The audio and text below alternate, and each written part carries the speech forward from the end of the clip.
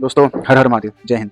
आज मैं आपको 3 ऐसे प्रमाण दिखाऊँगा जिससे आपको भी पता लगेगा कि इंडिया अपने आप को किसी बड़े मिलिट्री ऑपरेशन के लिए अपने आप को, अपने सराउंडिंग को and the super power of the worlds को तैयार कर रहा है। वो अब बताना चाहता है कि that we are ready for something big for Pakistan, Bangladesh, all inclusive. 3 ऐसे प्रमाण मैं आज आपको दिखाने वाला हूँ जिससे आपको भी लगेगा कि कोई बहुत बड़ा मिलिट्री एक्शन इंडिया की तरफ से हाल ही में कुछ ही दिनों में या कुछ ही महीनों में होने वाला है। आइए देखते हैं। सबसे पहले तो हम ईस्ट पार्ट ऑफ इंडिया से शुरू करते हैं। PM touches down on Northeast first emergency landing facility in Dibrugarh. In a groundbreaking movement for Assam's infrastructure and defense capabilities, Prime Minister Narendra Modi on Saturday became the first PM to land on the Northeast first emergency landing facility at Moran in Dibrugarh district. This is a 4.2 kilometer stretch on Moran bypass built at a cost of 100 crore, will double as a national highway and a vital airstrip for Indian Air Force operation during emergencies. ये airstrip basically सरकार ने इसीलिए बनाया है कि जब हम in future कभी टू वॉर फ्रंट में फंसते हैं, टू वॉर फ्रंट मतलब पाकिस्तान एंड चाइना बोथ, युद्ध के दौरान हमारे जो मिलिट्री एयर स्ट्रिप्स हैं वो किसी तरह से डिस्ट्रॉय हो जाते हैं, तो ये air strip as a highway भी काम करेगा एंड इंडियन एयरफोर्स के हवाई जहाज को उतारने और चढ़ाने के लिए भी काम आएगा for landing and take off purposes. तो ये उसका इनॉग्रेशन सैटरडे को PM मोदी जी ने किया था। अब अगर हम वेस्ट पार्ट ऑफ इंडिया की बात करें तो वहाँ से कौन सी बड़ी खबर आई है, आइए जानते हैं। US envoy Sergio Gore at India's Western Army Command near Pakistan. Why this is the bad news for Asim Munir? The visit underlines Washington's growing comfort with India's conventional military posture against Pakistan and reinforces New Delhi's centrality in US Indo-Pacific planning.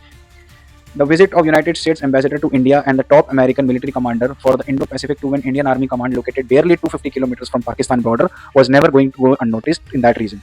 When diplomacy meets frontline military geography, signals matter. The presence of US Indo-Pacific Command Chief at India's Western Army Command headquarters sends a clear message about strategic alignment, operational trust, and shared perceptions. On February 16, US Ambassador to India Sergio Gore and Samuel J. Paparo, commander of the United States Indo-Pacific Command, visited the headquarters of India's Western Army Command at Chandi Mandir near Chandigarh.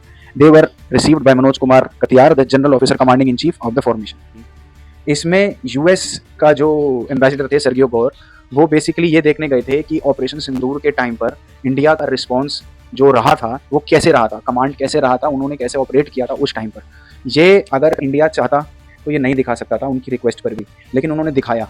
वो सिर्फ एक ये signal देता है कि आगे की तैयारी के लिए भी हो सकता है इस पर एक मीटिंग हुई हो सर्गियो गोर के साथ कि आगे हम कैसे अपना नया एक्शन रखेंगे फॉर ऑपरेशन सिंदूर 2.0। और तीसरी सबसे अहम खबर है PM Modi to visit Israel, says Benjamin Netanyahu, hails tremendous India ties. Prime Minister Narendra Modi is set to pay a 2-day visit to Israel starting February 25. PTI reported, citing sources on Monday. Israeli PM Benjamin Netanyahu too said that PM Modi would visit the nation next week. He further hailed alliance with India, terming it tremendous. Modi ji ने लिखा है, spoke with my friend Prime Minister Netanyahu. We reviewed progress in the India-Israel strategic partnership and agreed to further strengthen our cooperation. Also reaffirmed our shared commitment to zero tolerance for terrorism. India's support for all aimed to at achieving a just and durable peace in the region. इसमें ये बात जो है वो दो तरीके से ज़रूरी है। फर्स्ट, अभी आपको पता है कि इंडिया और पाकिस्तान के साथ अभी हाल ही में ऑपरेशन सिंदूर हुआ था, उसके बाद उनको जो सपोर्ट इजराइल से मिला था वो ट्रेमेंडस था।